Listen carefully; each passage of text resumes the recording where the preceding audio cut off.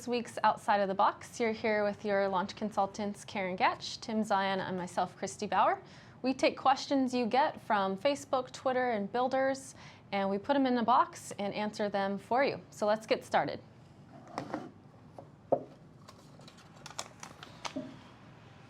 How do we minimize unpleasant posts is the first question. Tim? Sure. One way to, the group-based structure of the city minimizes what we would call unpleasant posts. So the fact that your groups should mimic real life, that, people say crazy things in small groups. At least in my small group, you always could have someone say something crazy.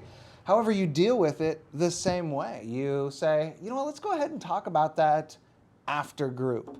But the group-based nature should allow you to disciple and pastor those people that, out of the abundance of the heart, the mouth speaks. So you're going to get stuff come out, and it's a shepherding opportunity. And if you have your group set up, you're not going to get those unpleasant posts in groups that would affect a lot of people.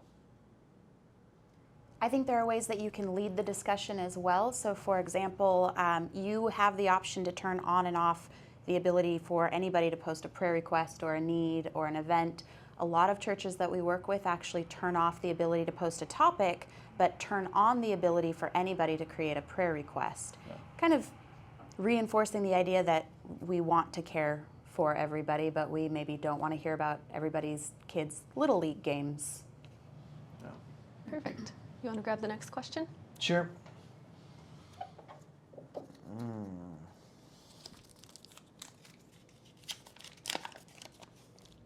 When is the best time to use the process manager? I'll answer that. Typically, the best time to use the process manager is after people have already gotten onto the city and assimilated in some way. So a lot of times there can be confusion with when do we use connect groups versus the process manager. From that angle, you would use connect groups first, bring people into the church, into the city.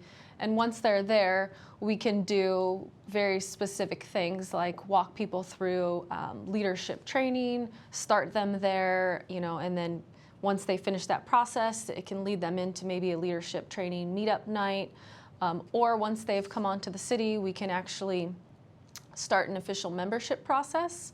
So bringing them into the process manager, they can view and accept everything about your church and your statement of faith. You can get information from them and then collect that and bring them into some sort of official face-to-face meeting time. Or there's other instances where maybe you've been on the city for a few years and you just want to get updated addresses from everybody. So bringing them through a very short process, maybe it's 2 minutes long, and it's just asking them to update their address, and as soon as they finish, that prompt goes away. Any suggestions from either of you? I generally tell people that if you're going to use the process manager, you're using it in some way for people who are intrinsically motivated.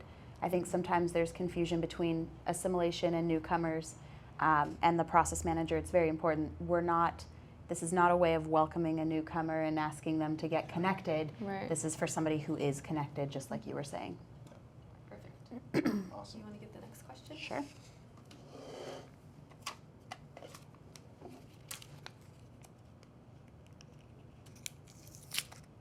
Uh-oh. We fold them really well. Excuse me. Why would I use seed groups? Go for it, Karen. If I were talking one-on-one with a church that I was working with, I would actually say the very first thing you should do if you're in your launch process is head back to the admin panel and turn off the seed groups. Seed groups are unofficial groups that anybody can create. They work really well in a community where organic groups are emphasized. Otherwise, if that's not something that's coming down from leadership, it's not always something that's generally understood, and you get a lot of random groups, or you get a lot of one person in their own seed group that they created thinking they were being helpful. And so my recommendation is to turn them off until you have a specific purpose to turn it back on again. Right. And it could be a great feature to release later. So maybe people are on the city, you've launched it, you want to sort of start talking about it again, get the participation ramped up. You can release that feature one weekend and talk about how seed groups work and how you're going to use them as a church, and then turn them on for everybody to check out. A lot of churches do that, and it works out pretty well. Should we do another one? Yes.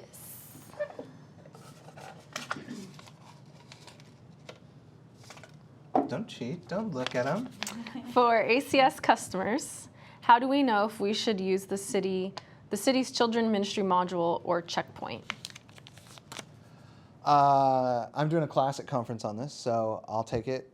I think that both have strengths. So our children's ministry module, a module that you can have as part of your city, but again, it wouldn't be something you'd launch with. It would be something that you'd turn on after launch. You need people on the city to be able to use and check in children. But its real strength is parents checking in the kids that are part of their family unit. And that is the strength and that is the purpose of the children's ministry module. When we get into Checkpoint as an ACS product, it works really well with checking in volunteers because it's not age specific. It's not a parent checking in their child, but you can use it for your Sunday school classes. You can use it for volunteer check-in, like I said. If you start to you can use it for youth ministry. If you start to want to have the individual check themselves in, you need to use Checkpoint. That isn't what the city's children's ministry module is designed for. And you start to get into some weird relationships and interactions. If I'm checking myself in, but it's the children's ministry module where it's really my parents' account that's checking me in.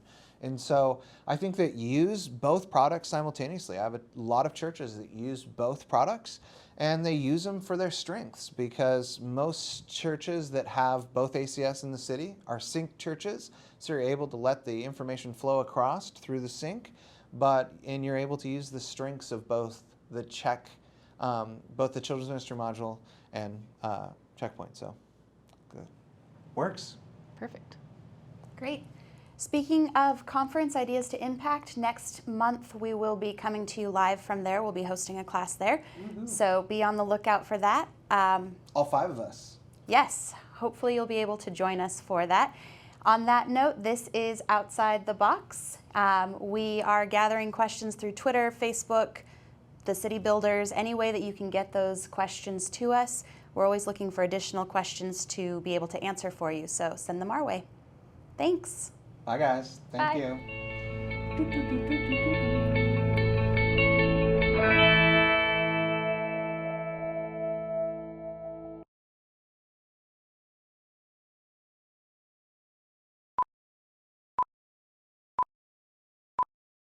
So, what are you doing this weekend? I'm going on vacation.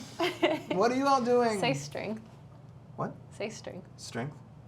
Strength? Strength. I was really trying to hold it together the whole time. But it's real strength, and they use them for their strengths. Both have strengths. The strengths of both. And that is the strength. Strength. Strength. Mm-hmm. Strength. My strengths. You don't know how to say strengths.